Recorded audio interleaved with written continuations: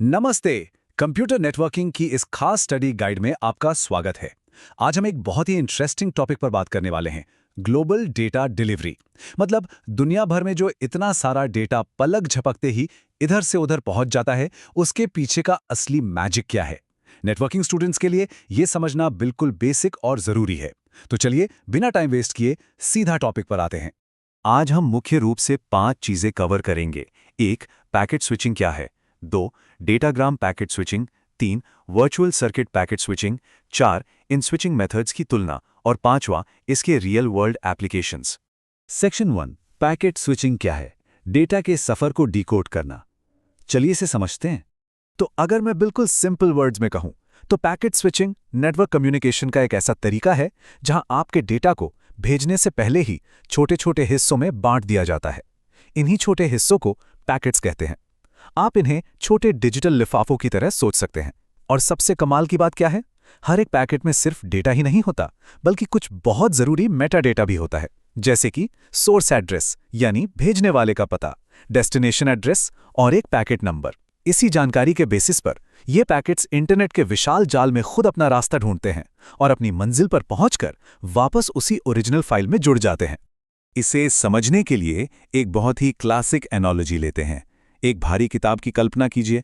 मान लीजिए आपको एक बहुत ही मोटी और भारी किताब किसी दूसरे शहर भेजनी है। अब पूरी की पूरी किताब को एक बड़े बॉक्स में पैक करके भेजना थोड़ा मुश्किल और स्लो हो सकता है, राइट? तो क्या होगा अगर हम उस किताब के पन्नों को अलग अलग कर दें, फिर उन पन्नों को इंडिपेंडेंटली ट्रेन, ट्रक या हवाई जहाज से भेज दें।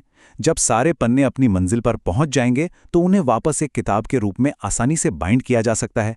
डेटा के एक बड़े ब्लॉक को एक साथ भेजने से कहीं ज्यादा फास्ट है उसे छोटे इंडिपेंडेंट हिस्सों में भेजना। बस यही पैकेट स्विचिंग का कोर आइडिया है। Section 2, datagram packet switching, independent और फ्लेक्सिबल राउटिंग। पैकेट स्विचिंग के बेसिकली 2 मेन टाइप्स होते हैं। पहला है डेटाग्राम। डेटाग्राम पैकेट स्विचिंग में हर एक पैकेट पूरी तरह से इंडिपेंडेंट होता है। डेटा भेजने से पहले कोई भी फिक्स्ड रास्ता रिजर्व नहीं किया जाता। इसका मतलब यह है कि हर पैकेट अपनी मंजिल तक पहुंचने के लिए एक बिल्कुल अलग रास्ता चुन सकता है। रास्ते में अगर कहीं नेटवर्क ट्रैफिक मिलता है तो राउटर्स स्मार्टली पैकेट्स को दूसरे रास्तों पर डाइवर्ट कर देते हैं। लेकिन हाँ, क्योंकि रास्ते और दूरियां अलग अलग हो सकती हैं, इसलिए ये पैकेट्स अपनी मंजिल पर आगे पीछे या आउट ऑफ ऑर्डर पहुंच सकते हैं। फूड डिलीवरी का ये एग्जाम्पल डेटाग्राम राउटिंग को एकदम परफेक्टली एक्सप्लेन करता है। इमेजिन कीजिए आपने एक मील ऑर्डर की है, लेकिन रेस्टोरेंट क्या करता है, वो बर्गर एक डिलीवरी वाले को देता है, फ्राइज दूसरे को और कोल्ड ड्रिंक तीसरे को। अब शहर के ट्रैफिक के हिसाब से ये तीनों ड्राइवर्स बिल्कुल अलग अलग रास्तों से आपके घर की तरफ आते हैं। कोई जल्दी पहुंचेगा, कोई थोड़ा लेट, लेकिन एंड में आपके घर पर बर्गर, फ्राइज और ड्रिंक्स सब पहुंच जाते हैं और मिलकर आपकी वो एक मील पूरी कर देते हैं। यहां वो डिलीवरी ड्राइवर्स बिल्कुल उन इंडिपेंडेंट पैकेट्स की तरह हैं जो एक ही शेयर्ड नेटवर्क पर अलग अलग रास्तों से अपनी मंजिल तक पहुंचते हैं। एग्जाम्स के पॉइंट ऑफ व्यू से ये बहुत बड़ा टेक अवे है। चलिए डेटाग्राम के प्रोज और कॉन्स देखते हैं। प्रोज यानी फायदे। इसमें नेटवर्क का इस्तेमाल बेहद एफिशिएंट तरीके से होता है। कनेक्शन सेटअप का कोई झंझट नहीं, और अगर बीच में कोई रूट फेल भी हो जाए तो पैकेट्स तुरंत दूसरा रास्ता ले लेते हैं। बहुत रिलायबल है। और इसके कॉन्स क्या हैं? जैसा मैंने कहा, पैकेट्स लेट या आउट ऑफ ऑर्डर आ सकते हैं, तो रिसीव करने वाले डिवाइस को उन पैकेट्स के नंबरों को देखकर उन्हें वापस सही सीक्वेंस में लगाने के लिए थोड़ी एक्स्ट्रा मेहनत यानी प्रोसेसिंग करनी पड़ती है। बाय द वे, क्या आपको पता है, हमारा इंटरनेट प्रोटोकॉल या आईपी जिससे हम रोज ब्राउजिंग के लिए यूज करते हैं, वो इसी डेटाग्राम मेथड पर ही चलता है। Section 3, virtual circuit packet switching, predictable और ऑर्गेनाइज्ड रास्ते। अब ये डेटाग्राम के लचीलेपन से बिल्कुल अलग है। यहाँ चीजें बहुत स्ट्रक्चर्ड होती हैं। सबसे दिलचस्प बात यह है कि इसमें डेटा का एक सिंगल पैकेट भेजने से पहले ही सेंडर और रिसीवर के बीच एक फिक्स्ड लॉजिकल रास्ता क्रिएट कर लिया जाता है। आप कह सकते हैं कि एक तरह से पूरी सड़क पहले ही रिजर्व कर ली जाती है, और एक बार जब यह पाथ सेट हो गया तो हर एक पैकेट को उसी एग्जैक्ट रूट से होकर गुजरना पड़ता है। कोई भी पैकेट अपनी मर्जी से रास्ता नहीं बदल सकता। इस कॉन्सेप्ट को स्कूल बस की एनालॉजी से याद रखिए। वर्चुअल सर्किट बिल्कुल एक स्कूल बस की तरह है। एक स्कूल बस का रोज का एक ही फिक्स्ड रूट होता है ना? वो उसी रास्ते पर चलती है और ये एंश्योर करती है कि हर बच्चा उसी सड़क से स्कूल पहुंचे। यहां वो स्कूल बस हमारा फिक्स्ड लॉजिकल पाथ है। क्योंकि रास्ता कभी नहीं बदलता, इसलिए सारे पैकेट्स बिल्कुल उसी परफेक्ट ऑर्डर में पहुंचते हैं जिस ऑर्डर में उन्हें भेजा गया था। परफॉर्मेंस एकदम प्रिडिक्टेबल होती है। तो इसके प्रोज और कॉन्स क्या हुए?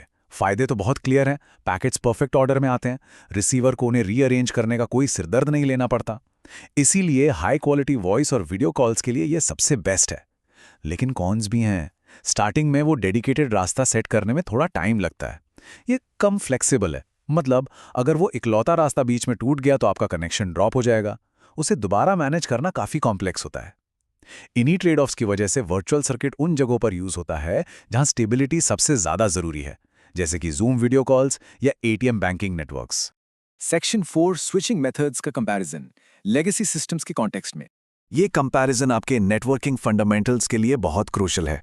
सर्किट स्विचिंग में एक डेडिकेटेड पाथ होता है, स्पीड फास्ट होती है लेकिन एफिशिएंसी बहुत लो होती है। मैसेज स्विचिंग में कोई फिक्स पाथ नहीं होता, स्पीड स्लो होती है और एफिशिएंसी मीडियम होती है। और फिर आता है हमारा पैकेट स्विचिंग, जो शेयर्ड नेटवर्क यूज करता है, स्पीड वेरी फास्ट होती है और इसकी एफिशिएंसी सबसे हाई होती है। इन तीनों को कंपेयर करना आपको आना ही चाहिए।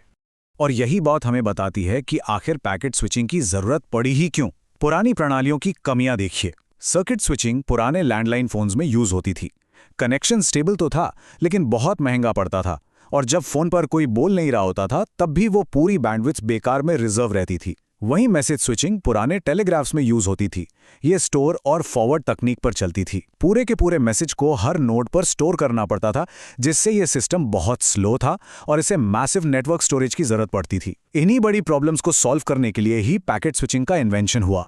Section 5 real world applications. चलिए अब सब कुछ एक साथ रखकर कंक्लूड करते हैं। तो बॉटम लाइन ये है कि पैकेट स्विचिंग हमारे आज के मॉडर्न इंटरनेट की रीढ़ की हड्डी है। ये बैकबोन है। ये WhatsApp, YouTube streaming, online gaming और क्लाउड स्टोरेज जैसे मैसिव सिस्टम्स को पावर देता है। नेटवर्क ट्रैफिक को शेयर करके ये रिसोर्सेज के वेस्टेज को पूरी तरह से खत्म कर देता है।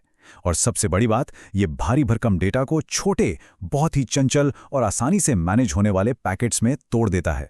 सच कहूं तो पैकेट स्विचिंग के बिना वो सुपर फास्ट इंटरनेट जिस पर आज हम और आप पूरी तरह से डिपेंडेंट हैं, उसका कोई वजूद ही नहीं होता। तो नेटवर्किंग की ये जर्नी वाकई में बहुत अमेजिंग है। अब जैसे जैसे डेटा ट्रांसमिशन और भी ज़्यादा कॉम्प्लेक्स होता जा रहा है, तो आपके लिए एक सवाल, इस स्टडी गाइड के बाद हमें अगला कौन सा नेटवर्किंग टॉपिक डिकोड करना चाहिए? सोचते रहिए, अपने बेसिक स्ट्रॉन्ग करते रहिए और नेटवर्किंग की दुनिया को एक्सप्लोर करते रहिए।